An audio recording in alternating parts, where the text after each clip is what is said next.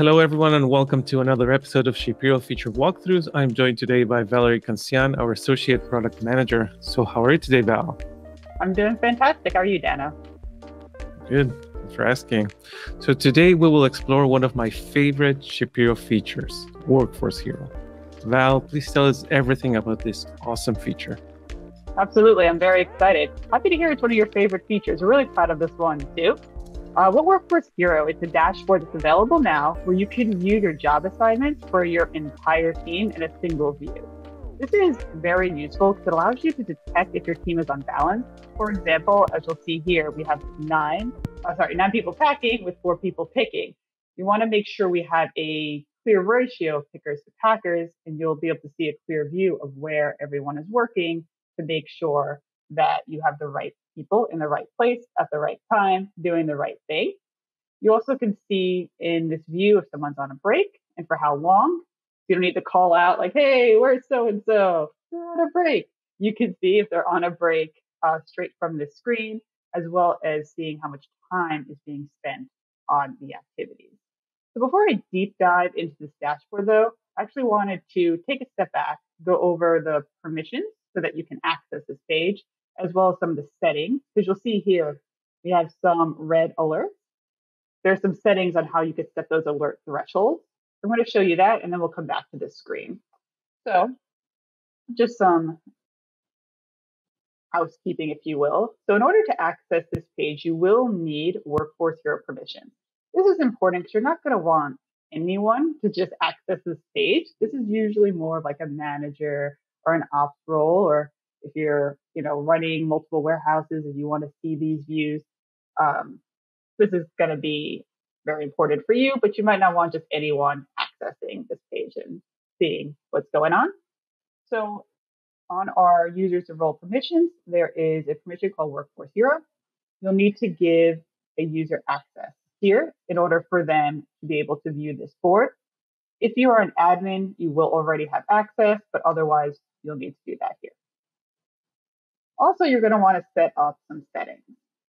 So under settings, so your navigation bar on your left-hand side here, you go down the bottom, you'll see settings. There is a new setting for Workforce Hero.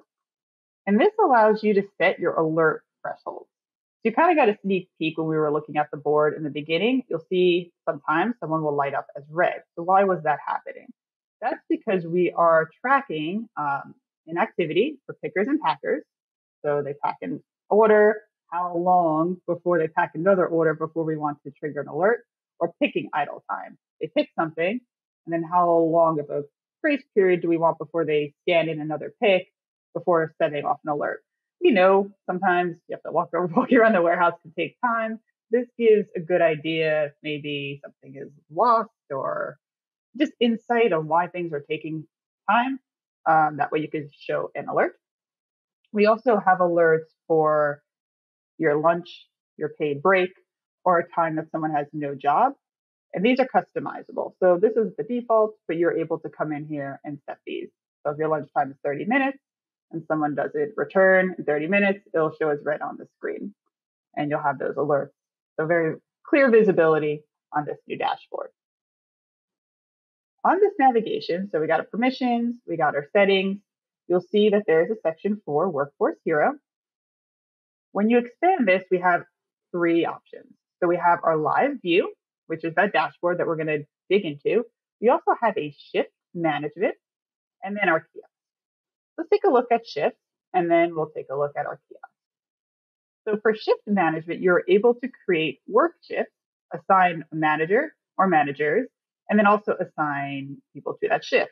Someone could be assigned to multiple shifts, but they shouldn't be overlapping. You could have a Monday to Friday shift and a weekend shift, but you wouldn't want a shift that overlaps because then we wouldn't know when one was starting and the other one was ending, if that makes sense.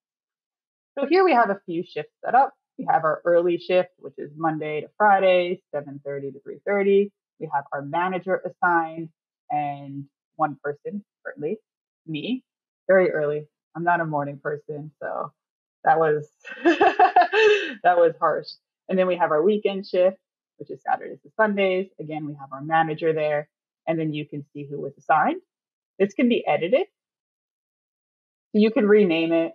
You also can reassign managers. So if you just hit edit, if we don't want to call this the early shift, we just want to call this shift 1 or shift A, whatever works for you. You can add multiple managers if you would like. We can add a second manager, and then we can assign other people to this as well. And you can also remove someone, assign more people, and then just edit it, hit save, and you'll see it's updated. And then if you want to create another shift, up on the top right, we have create shift. When you click there, you'll be able to create another shift. So if we have shift 1, which is, early in the morning, then we can create shift 2. And then you let us know what days this is. And this is very customizable. You can do, so our shift 2 will be 9 to 5. I'll keep it nice and easy. Then you'll hit next. And again, you can assign your managers for that shift. And then who is working that shift. There we go. And then we can edit that as needed. All right. So you assigned your shifts, you have your alerts, you have your permissions. So how do we log into these jobs? So let's go to our live view and then we'll go back to the kiosk in a moment. So as you can see here, we have our team currently assigned different jobs. You can see who's working what, but how does Workforce Hero know what jobs people are doing? Well, there's one of two ways. So some jobs are actually auto-detected. So picking, packing, cycle count, mobile replenishment, as well as receiving. Once someone starts one of those tasks, Workforce Hero will pick it up, it will auto-detect it, it will assign them to the job and start tracking the time. So those are automatic. But you also have an option to create jobs that might be unique to your own warehouse. For example, we have something called Water Spider. If you want to create a unique job, up on the top right, we have a create job option. You can name it, special project, Water Spider. Maybe if you had some sort of a put away, stop, take, name it as you would like. But for these, they will have to actually clock into the job so that we can start tracking it. So how do we clock into the job, right? So what you will do when you start setting up Workforce Hero is you will want to print out a badge for everyone. So let me show you what that badge looks like. So here's my user. I have no job right now, and I am late. So I don't go on to the morning shift. You have an option to print badge. And what this badge will look like is it will have a QR code as well as a picture. And what you will need is a QR code scanner. But what they'll do is when they have this badge printed, and you can laminate it and put it on like a lanyard, they will scan this in to our kiosk, and that will assign them to a job. Now, again, we have a few options here. So when you sign into the kiosk, you can choose a job. We also can assign someone a job. So when they clock in, it tells them what they need to do. So how would you assign someone a job? So as a manager, you have a few views. You have this overview here where you can get just a clear visibility into where everyone is. But we also have a table view. If you move over to the table view, it's a little bit more tactical. And here you can assign people to their next job, as well as remove them from jobs. And if they forget to log out, you can do that here as well. What you'll see is you get a list of all of your users. You can see who's out, who's working by status, any warnings and alerts in a clear view. So these are those that have gone over those thresholds that we set at the beginning. You can see anyone who's not currently working because they're on break, who is working, and overall who is in your warehouse. You can see who they are, their job, there's a sub job, the next job, that's what we can assign, the time spent, as well as total time. So in order to assign someone a job, you can click the checkbox next to their name. You also can do this in bulk. So if you want to move a group of people to a new job, you can do that. Once you check their name, you'll see there's a few options. So you can assign them a job, you can remove them from their assigned job, as well as finish their shift if need be. When you hit assign job, you'll see you'll have your list of jobs. You can search and you can put them as a new one and hit assign. I'm not going to do that here because I don't want to actually assign Alberto a new job right now, but that's how you would do that process. Now, someone may be asking, who's watching this, like, hey, do they get a notification? Not yet, but we are planning in the future to be able to notify. Currently, what would happen is when you go to the kiosk, which I will show you, and they take their QR code on their badge, it'll just tell them their new job. For the kiosk, this can be a few different places. So you can have a computer set up, you can have a tablet, all with QR code scanners. And these can be throughout your warehouse if you'd like. You can have them in a stationary area. And what they'll do, they'll just scan in here, give them a new job assignment. It will show if they want to go to lunch or break or end shift when they scan in their QR code here. Now we have our jobs that are auto detected. Our users can sign into jobs, we can create jobs. So let's take a deep dive into some of the data here. I know some of you love data. You're seeing numbers, great, but how do we make those useful? How do we export them? Well, good news is that is possible. So we have a few export options currently, which is on the job level as well as for the individual user. When you look over here, we'll take packing, for example.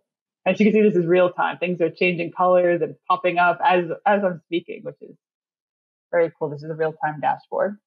So you have your 3 dots here. Oh, they're done single item batching already. And then you can hit view activity log. And what this will show you is for the day, you can select a date range, who was working on this job and for how much time. And then this can be exported. So let's look at one with a little bit more data. Multi-item batch usually has a lot of people. And here you'll see a list of dates and all the different employees, how much time each person spent that day on this job, as well as your total time spent.